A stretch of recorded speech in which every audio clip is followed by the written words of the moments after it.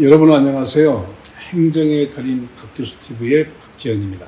교수님, 오늘은 어떤 내용 소개해 주실 건가요? 오늘 사실은 이게 간단한 사항인데 특히 행정법을 공부를 하지 않으신 분들이 대부분이잖아요. 그런 분들 입장에서는 궁금하게 생각하는 경우가 의외로 많더라고요. 그래서 오늘은 행정심판위원회의 그 성격이 무엇이고 또 어디에 설치하는지에 대해서 소개할 건데, 왜냐면은 막상 행정심판을 청구하려고 해도 어디에 이걸 제출해야 되지? 이게 참 모르는 경우가 있습니다. 그래서 오늘은 행정심판위원회의 법적인 성격을 모시고 설치를 어디 하는지에 대해서 소개를 하도록 하겠습니다.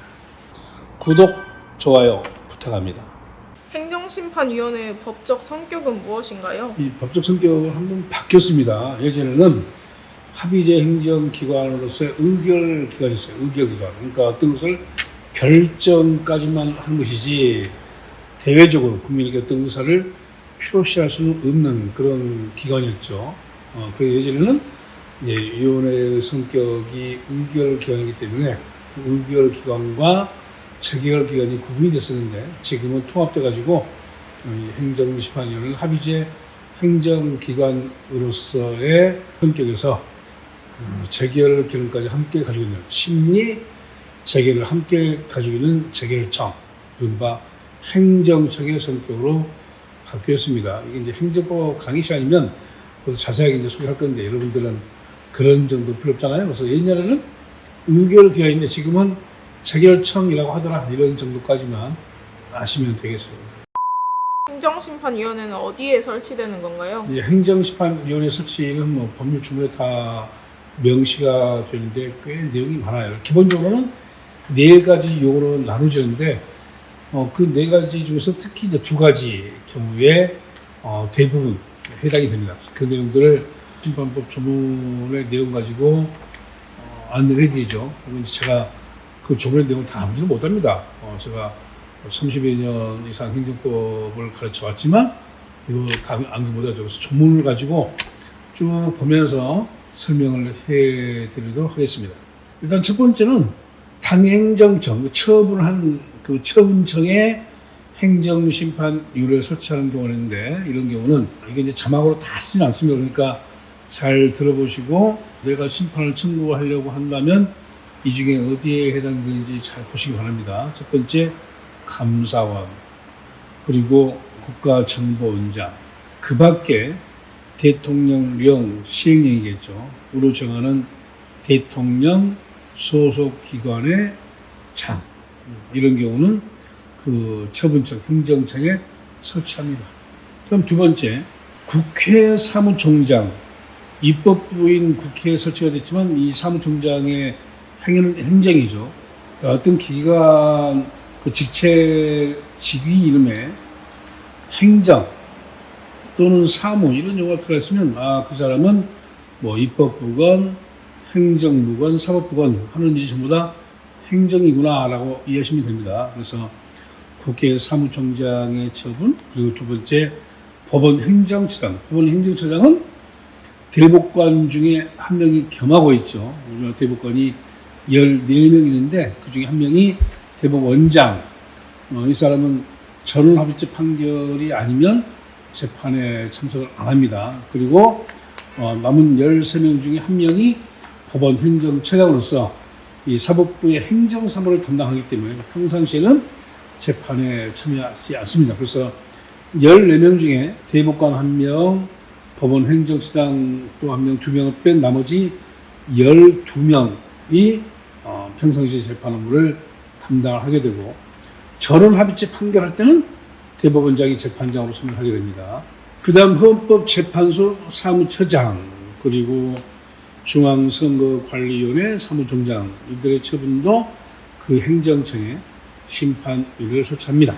그 다음 국가인권위원회 그 밖의 지휘 성격의 독립성, 그리고 특성이 인정되어서 대통령령으로 정하는 행정청, 이런 경우도 행정청, 처분청에 행정심판위원회를 설치한다, 그런 얘기죠. 일반적으로는 처분청에 행정심판위원회가 설치되게 되면 이게 객관적으로 판단이 가능하겠어? 그런 의문이 나올 수 있기 때문에 그 처분청과 독립적인 어떤 행정심판위원회를 설치하는데 이 방금 소개해드린 이 경우는 독립적인 행정심판위원회를 설치하는 것이 마땅치 않은 그런 경우이기 때문에 당의 행정청, 처분청의 심판위원회를 설치하는 걸로 이해하시면 되겠습니다. 자, 다음 두 번째로 이게 가장 많이 들었을 거예요. 국민권익위원회 소속으로 설치하는 중앙행정심판위원회. 우리는 줄여서 중앙행심위 이렇게 말합니다. 세종시에 있죠. 중앙행정심판위원회에서 심리 체결하는 경우 그 첫째가 법률은 규정이 되어 있는 건데 거기에 규정하고는 행정청 외의 그 일학이 바로 이제 방금 얘기했던 겁니다. 방금 소개했던 그런 경우죠.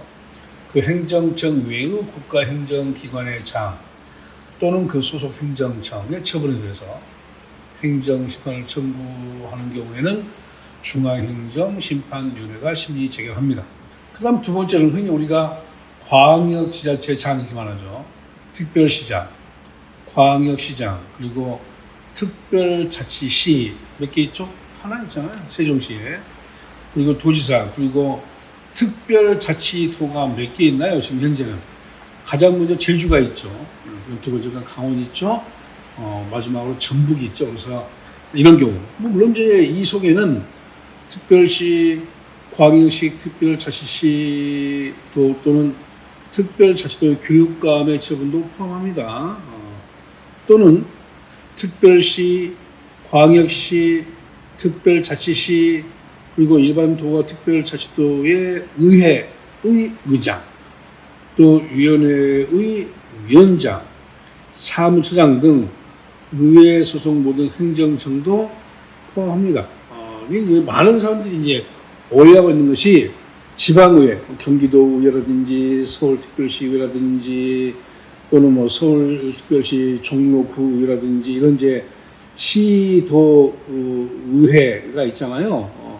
또 뭐 군의회 이런 기관들이 입법기관으로 생각하는데 그건 아닙니다. 대한민국 입법기관은 여의도에 딱 하나밖에 없죠. 국회. 나머지는 전부 다 행정기관입니다. 행정기관으로서 의결기관이지 입법기관이 아니에요. 그러니까 국회의원들하고 뭐 시도의회 의원들, 군의회 의원들 이런 경우는 성격이 전혀 다릅니다. 그래서 입법기관인 국회의원들에게는 불체포 특권, 면책 특권이 인정이 되지만 시도의회 의원들 또 일반 시 군의회 의원들, 구의회 의원들은 그런 불체포 특권, 면책 특권이 없습니다. 그들은 입법기관이 아니기 때문에. 근데 왜 입법기관으로 착각하느냐?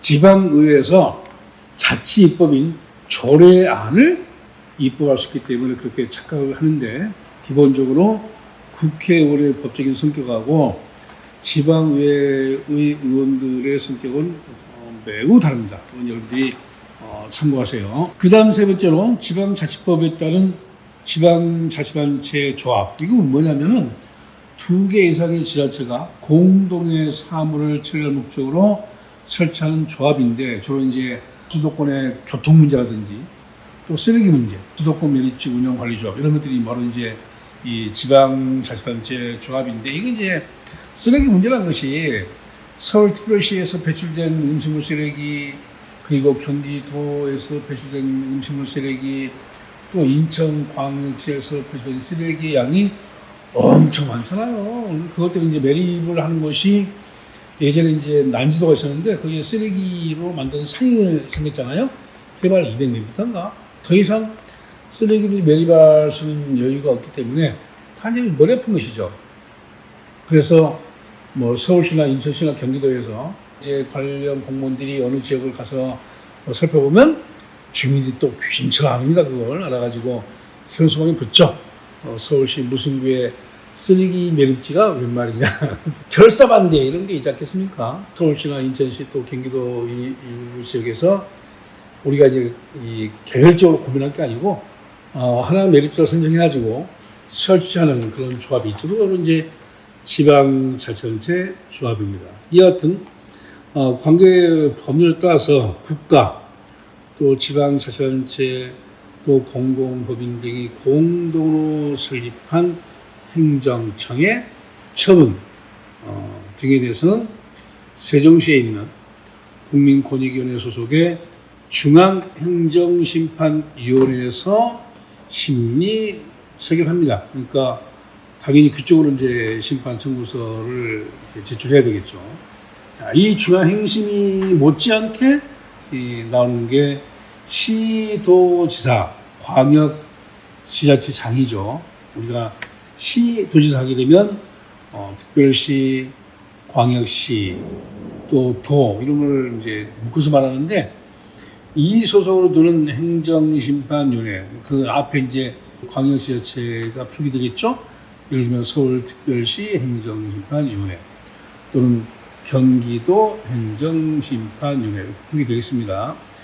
여기에서 심리 재결을 하는 경우는 첫 번째 그 광역지자체인 시도 소속의 행정청 그러니까 예를 들면 서울특별시 소속의 서울시 중구, 서울시 종로구, 서울시 강남구 이런 경우에 종로구청장, 중구청장, 서초구청장, 영등포구청장 이런 처분에 대해서는 그 광역지자체 소속으로 설치하는 행정심판위원회에 제출하고 거기에서 심리 재결을 하게 되겠죠.